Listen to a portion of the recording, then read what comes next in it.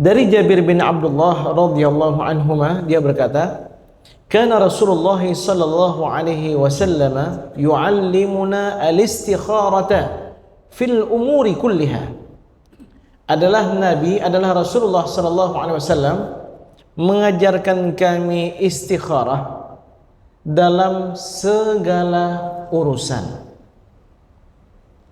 Dalam riwayat yang lain, hatta walaupun dalam masalah tali sandal. Berarti dari masalah kecil hingga masalah besar. Kama yu'allimuna as-surah minal Qur'an, sebagaimana Rasulullah sallallahu alaihi wasallam mengajarkan kami surat dari Al-Qur'an. Nabi kalau turun wahyu surat itu, beliau terus mengajarkan para sahabat, menyampaikan kepada para sahabat agar para sahabat betul-betul menghafal wahyu atau surat yang baru saja beliau terima. Ini bermakna Nabi selalu mengingatkan kita untuk istikharah, mengingatkan para sahabat untuk istikharah. Jadi ibu sekalian, apa makna daripada istikharah? Istikharah ini wazan, kalau dalam ilmu sharaf, wazan dari istaf'ala yastaf'ilu, talab, meminta. Meminta apa? Al-khirah, meminta pilihan atau meminta yang terbaik di sisi Allah Subhanahu wa ta'ala. Jadi umat Islam ini diajarkan oleh Allah, diajarkan oleh Rasulullah sallallahu alaihi wasallam supaya dekat dengan Allah dalam segala urusan. Jadi jangan sampai kita lalai dari Allah, walaupun hanya untuk menghadirkan lafaz Allah dalam segala urusan kita. Dan Islam ini mengajarkan kepada kita bahwa sebenarnya hubungan kita dengan Allah itu sangat dekat. Allah itu sangat dekat dengan kita. Jadi menjadi masalahnya adalah kenapa kita jarang minta petunjuk kepada Allah Subhanahu wa ta'ala. Bukan hanya dalam masalah besar, dalam masalah kecil pun juga demikian. Yang sayangnya kita, dalam masalah besar pun kita enggak melibatkan Allah Subhanahu wa ta'ala, enggak minta petunjuk kepada Allah Subhanahu wa ta'ala, baik melalui doa apalagi melalui salat istikharah. Ini kita diajarkan oleh Rasulullah SAW untuk beristikharah. Terkadang dalam masalah-masalah tertentu kita beranggapan ini udah pasti nih, enggak perlu lagi istikharah. Ternyata tidak demikian. Dalam urusan yang pasti pun, yang sudah sangat yakin bagi kita, dianjurkan kita untuk istikharah. Tujuannya apa? Untuk menenangkan hati, sehingga suatu hari nanti kalau datang syaitan membisikkan kepada kita, makanya kenapa kamu pilih itu, enggak pilih ini? Kenapa kamu memilih pekerjaan ini bukan pekerjaan itu? Kenapa engkau tidak masuk dinas ini, kenapa masuk dinas itu? Dan seterusnya. Kalau kita melakukan istikharah, maka akan ada ketenangan dalam hati kita. Saya sudah minta petunjuk Allah di waktu itu. Dan kita belajar dari Nabi Ibrahim alaihissalam, Nabi yang diajarkan wahyu, diturunkan wahyu kepada beliau, tapi tetap dalam masalah yang sudah beliau yakin, beliau tetap minta petunjuk kepada Allah. Allah Subhanahu wa ta'ala berfirman dalam surah Al-Baqarah menceritakan bagaimana Nabi Ibrahim ketika Allah berfirman begini, wa idh qala Ibrahimu rabbi arini kaifa tuhyil mauta. Ketika Ibrahim berkata, wahai Tuhanku, tunjukkan kepadaku bagaimana cara engkau menghidupkan yang mati. Lalu Allah menjawab, qala awalam tu'min, apakah engkau tidak beriman? Masih belum percaya wahai Ibrahim? Nabi Ibrahim menjawab, qala bala walakin liyatma'inna qalbi. Tentu ya Rabb, aku beriman, tapi untuk ketenangan hatiku. Ya. Jadi istikharah, memohon petunjuk kepada Allah itu untuk ketenangan hati, walaupun kita sudah yakin. Misalnya kita mau bangun rumah ini di kampung ini atau kampung ini, sudah jelas orang-orang mengatakan bagusnya di kampung ini karena kerabatnya bagus, tetangganya bagus, karena masyarakatnya bagus, masjidnya bagus, dan seterusnya. Tetap dianjurkan bagi kita untuk istikharah. Baik, sedang hadirin sekalian, Ada sebuah hadis yang diriwayatkan dari Rasulullah sallallahu alaihi wasallam, beliau bersabda, "Ma khaba man istakhara." Enggak akan pernah menyesal orang yang pernah istikharah. Wa ma khasira man istasyara, dan tidak akan merugi orang yang suka bermusyawarah, yang suka minta petunjuk, minta nasihat dari orang lain. Di dua hal tersebut. Kalau Imam Al-Ghazali, beliau mengatakan perkataan yang menarik juga. Beliau mengatakan, siapa yang diberikan 4, maka pasti dia akan mendapatkan 4. Yang pertama, siapa yang diberikan oleh Allah syukur, pasti dia akan mendapatkan tambahan dari Allah Subhanahu wa taala. Wa man u'tiyat taubah, dan siapa yang diberikan taubat oleh Allah Subhanahu wa taala, lam yamna'il qabul, pasti dia akan diterima oleh Allah Subhanahu wa taala. Selama kita bertaubat, pertanda Allah mau mengampunkan dosa kita. Karena kalau seandainya Allah enggak mau menerima taubat kita, enggak mau mengampunkan dosa kita, enggak akan dimudahkan bagi kita untuk melaksanakan salat, untuk beristighfar, untuk menyesali dosa-dosa yang telah lalu. Jadi demikian ya, hati-hati dengan permainan syaitan. Syaitan membisikkan kita, Allah enggak mengampuni dosa kamu, Allah enggak mengampuni dosa kamu. Tujuannya apa? Supaya kita berputus asa dan kita jauh, semakin jatuh dalam lembah kenistaan. Wa man u'tiya al-istikharata lam yumna'i al-khairata, dan siapa yang dianugerahkan istikharah, pasti dia akan mendapatkan kebaikan. Wa man u'tiya al-masyurata lam yumna'i as-shawab, dan siapa yang suka bermusyawarah, suka meminta pendapat, nasihat dari orang lain, dia juga tidak akan terhalang dari kebenaran, dia mendapatkan kebenaran. Para ulama mengatakan bahwa sebelum kita melakukan istikharah, ada beberapa yang perlu kita tempuh terlebih dahulu. Di antaranya adalah istisyarah. Sebelum kita beristikharah, dianjurkan kita meminta petunjuk dari orang dulu, minta nasihat. Dan orang yang dianjurkan untuk kita minta nasihat ini bukan sembarang orang, Bapak sekalian. Jadi jangan sembarang orang kita minta petunjuk. Untuk bersahabat aja harus orang yang bertakwa, orang yang beriman. La tusahib illa mu'minan. Jangan kamu bergaul akrab melainkan dengan orang yang beriman. Jadi Ustaz, kalau begitu bagaimana kita mau mendakwahkan Islam? Kenal boleh, kenal, tegur sapa boleh. Tapi kalau untuk bersahabat karib, pastikan orang tersebut adalah orang yang beriman. Wala ya'kulu ta'amaka illa taqi, dan hendaknya jangan kamu berikan makan melainkan kepada orang-orang yang bertakwa. Maksudnya apa? Jangan sampai makanan yang kita berikan itu menambahkan kekuatan dia untuk melakukan maksiat.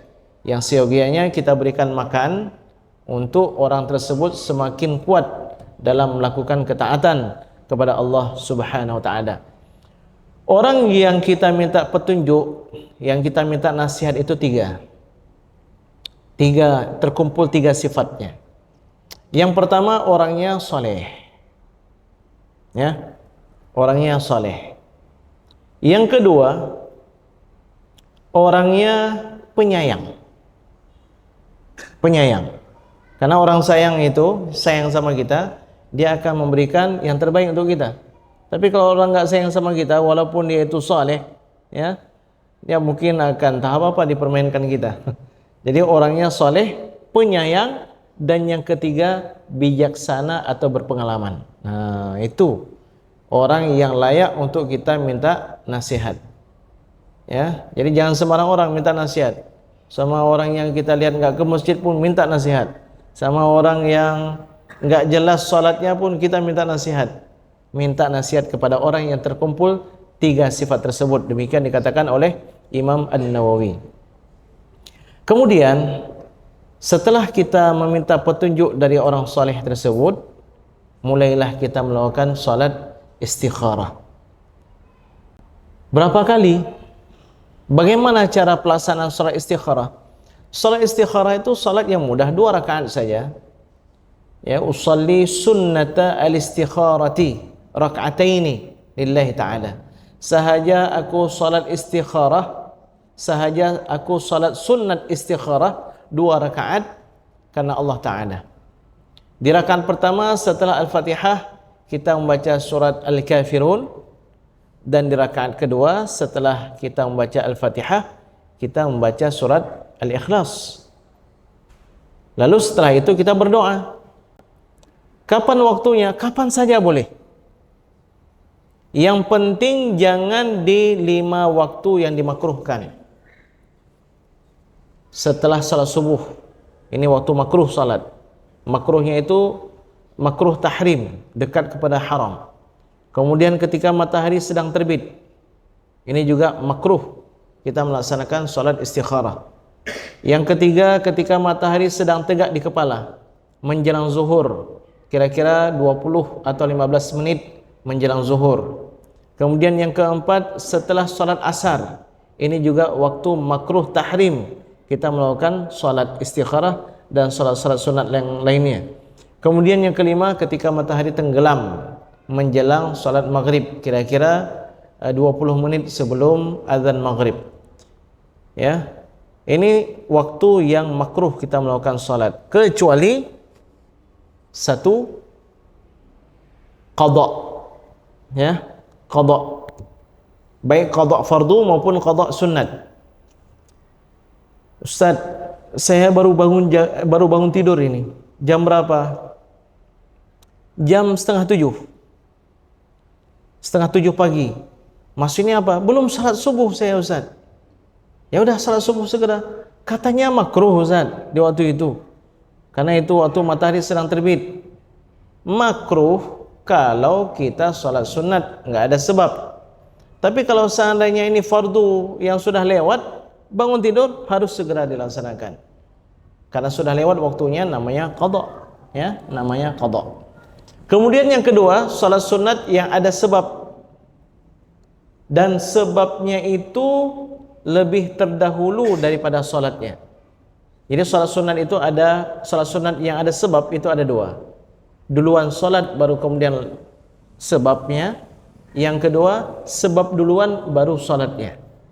Mana salat sunat yang ada sebab duluan salat baru kemudian sebabnya?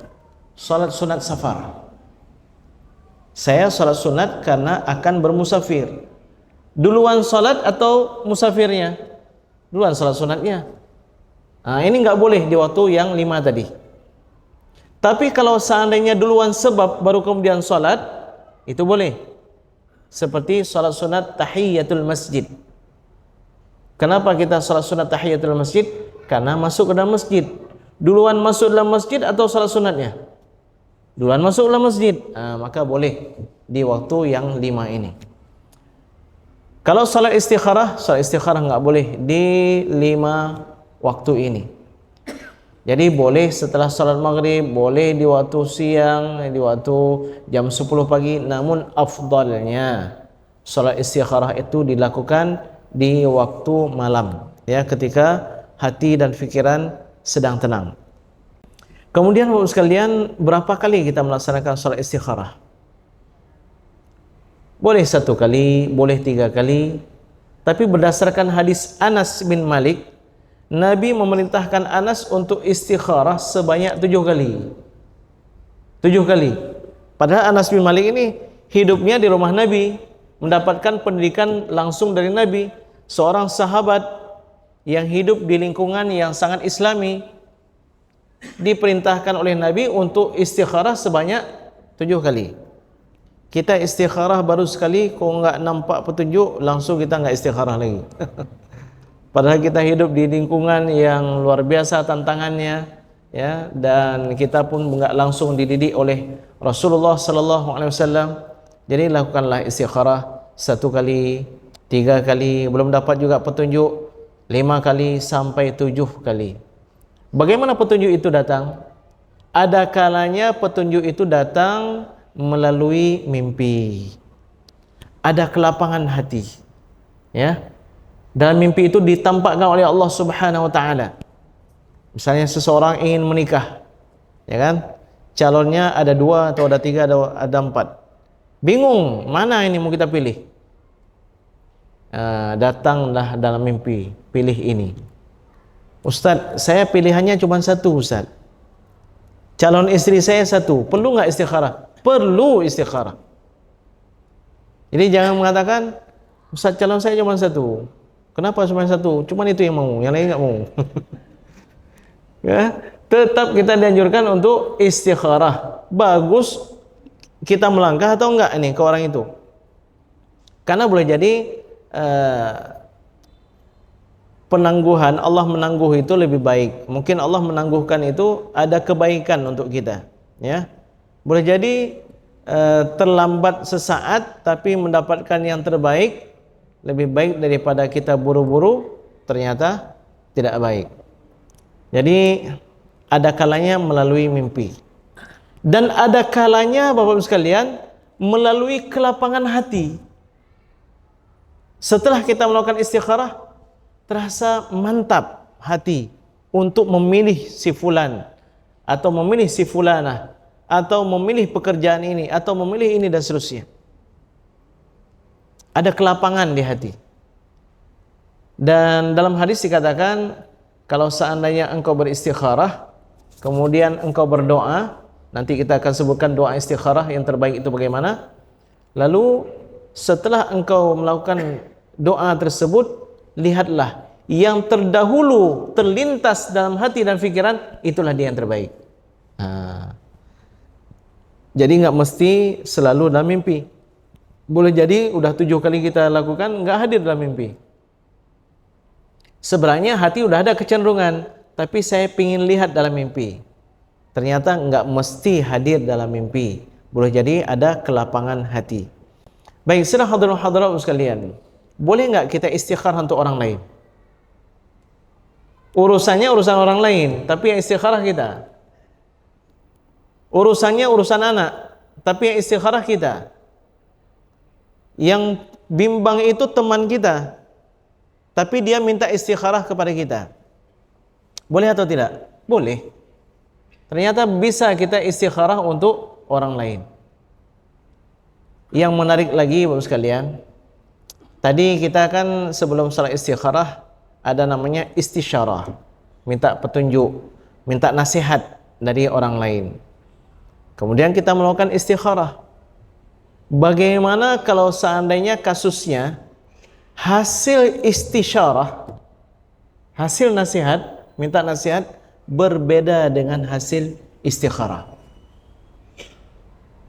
Kita tanya sama orang, kata orang, kita kan tanya sama orang, Pak, ini untuk di daerah ini bagusnya tanam sawit atau tanam karet misalnya, ya kan? Bingung kita. Orang-orang di situ mengatakan bagusnya di sini tanam sawit. Kemudian kita istikharah.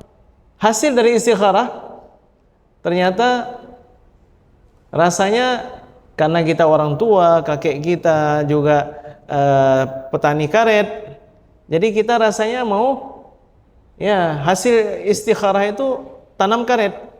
Berarti di sini ada perbedaan antara hasil istisyarah dengan hasil istikharah. Mau menikah, orang-orang bilang yang lebih bagus itu daripada ini, tapi hasil istikharah lebih bagus ini daripada itu. Mana yang diambil? Ya, mana yang diambil? Kira-kira ambil yang mana? Ya, hasil petunjuk dari Allah atau hasil petunjuk dari manusia? Ya, kalau kita bandingkan memang tidak ada perbandingan antara Allah dengan makhluknya. Tapi ternyata di sini para ulama mengatakan, kalau hati seseorang itu bersih, hati seorang itu dekat dengan Allah Subhanahu wa taala, dia tidak melakukan dosa besar dan berusaha semaksimal mungkin jauh dari dosa-dosa kecil. Kalau hatinya bening, bersih seperti itu, maka hasil istikharah lebih didahulukan dari hasil istisyarah. Namun jika hatinya bergelimang dengan dosa, masih banyak kepentingan-kepentingan hawa nafsu, masih sering buat dosa, hasil istisyarah lebih didahulukan daripada hasil istikharah. Ya. Kenapa? Karena boleh jadi dia nggak mendapatkan ilham dari Allah Subhanahu wa taala. Jadi yang dikatakan, yang diberikan nasihat oleh orang lain itu mungkin jauh lebih baik, lebih bermanfaat bagi dirinya. Maka di waktu itu didahulukan hasil istisyarah, petunjuk dan nasihat dari orang lain daripada hasil istikharah. Bagaimana cara kita berdoa ketika melakukan salat istikharah? Rasulullah sallallahu alaihi wasallam dalam hadis yang diriwayatkan oleh Imam Al-Bukhari dari Jabir bin Abdullah, beliau mengajarkan kita bagaimana cara berdoa. Doanya ini sangat menarik, bahasanya sangat menarik, dan sepertinya inilah kalimat yang paling kuat untuk mendapatkan hasil yang terbaik dari salat istikharah kita. Rasulullah SAW sabda, jika kalian bingung terhadap suatu urusan, maka hendaknya lakukanlah 2 rakaat sunnat. Kemudian setelah selesai, hendaknya dia baca doa berikut ini. Allahumma inni astakhiruka bi'ilmika wa astaqdiruka biqudratika wa as'aluka min fadlikal azim. Ya Allah, sesungguhnya aku memohon petunjuk yang terbaik kepada Engkau dengan ilmu Engkau ya Rabb. Wa astaqdiruka, dan aku memohon kekuatan qudrah dengan qudrahmu ya Rabb. Wa as'aluka min fadlikal azim, dan aku memohon kepada Engkau dari karuniamu yang sangat agung. Fa innaka taqdiru wa la aqdiru, karena sesungguhnya Engkau ya Rabb maha mampu sedangkan aku tidak mampu. Wa ta'lamu wa la a'lamu, dan Engkau tahu sedangkan aku tidak tahu. Wa anta 'allamul ghuyub, dan Engkau maha tahu terhadap perkara-perkara yang gaib. Bagaimana setahun ke depan, 10 tahun ke depan, dan seterusnya. Allahumma ya Allah, in kunta ta'lamu, kalau Engkau tahu ya Rabb, anna hadzal amra khairul li, bahwa urusan ini, kita sebutkan apa hajat kita, bahwa urusan ini lebih baik bagiku, fi dini, dalam urusan agamaku, wa ma'ashi, dalam urusan kehidupanku, wa aqibati amri, dan kesudahan urusanku. Faqdurhu li, maka takdirkanlah dia untukku ya Rabb. Wa yassirhu li, dan mudahkanlah bagiku ya Rabb. Thumma barik li fihi, kemudian berikanlah keberkahan bagiku terhadap urusan tersebut ya Rabb. Wa in kunta ta'lamu, namun jika ya Rabb Engkau mengetahui anna hadzal amra, bahwa urusan ini syarrul li, buruk bagiku, fi dini, dalam urusan agamaku, wa ma'ashi, dalam kehidupanku, wa aqibati amri, dan kesudahan urusanku, fasrifhu anni, maka palingkanlah dia dariku, wasrifni anhu, dan palingkanlah aku darinya ya Rabb. Wa qudurli al khaira haitsu kana, dan takdirkanlah bagiku kebaikan dimanapun dia berada. Thumma rudini bih, kemudian ya Rabb ridailah untukku yang terbaik itu. Ya, indah sekali ya doa yang diajarkan oleh Rasulullah SAW. Jadi intinya ya, kita minta petunjuk kepada Allah. Ya Allah, Engkau maha tahu, aku tidak tahu. Engkau maha mampu, aku tidak mampu. Engkau maha mengetahui yang gaib, sedangkan aku tidak tahu perkara yang gaib. Ya Allah, kalau seandainya urusan ini, atau si fulanah ini, atau pekerjaan ini baik bagiku, bagi urusan agamaku, bagi kehidupanku, dan kesudahan segala urusanku, maka takdirkanlah untukku ya Rabb. Mudahkanlah dia bagiku ya Rabb, kemudian ridailah dia untukku ya Rabb. Namun jika dia itu buruk bagiku, buruk bagi agamaku, buruk bagi kehidupanku, dan buruk bagi kesudahan urusanku, palingkanlah dia dariku ya Rabb, dan palingkan aku darinya ya Rabb. Kemudian takdirkanlah bagiku yang terbaik dimanapun dia berada, dan ridailah aku dalam urusan tersebut. Masya Allah ya. Jadi ibu sekalian, demikianlah kita diajarkan untuk dekat dan memohon petunjuk kepada Allah Subhanahu wa taala dalam segala urusan kita. Jadi anak mau menikah pun kita bimbing dia istikharah dulu. Ya. udah terbaik atau belum. Nanti dia akan mengatakan, bapak, ayah, abi, bantu saya juga lah untuk istikharah. Kita bantu. Jadi banyak sekarang orang ya mengambil keputusan itu nggak ada melibatkan Allah Subhanahu Wa Taala, nggak ada istikharah. Dia gantungkan semuanya hanya dalam akal fikirannya. Padahal Rasulullah SAW atau diriwayatkan Sayyidina Ali pernah berkata, siapa yang bergantung dengan akalnya maka dia akan sesat. Ya, siapa yang bergantung dengan hartanya maka akan sedikit. Siapa yang bergantung dengan, pokoknya kalau orang bergantung dengan selain Allah Subhanahu Wa Taala, maka dia tidak akan berhasil, tidak akan mendapatkan kesuksesan. Demikian sidang hadirin sekalian, mudah-mudahan bisa menjadi renungan bagi kita untuk kita mengubah sikap. Minimal amalkanlah sunnah Nabi dalam melakukan salat sunat istikharah ini, ya, insyaallah.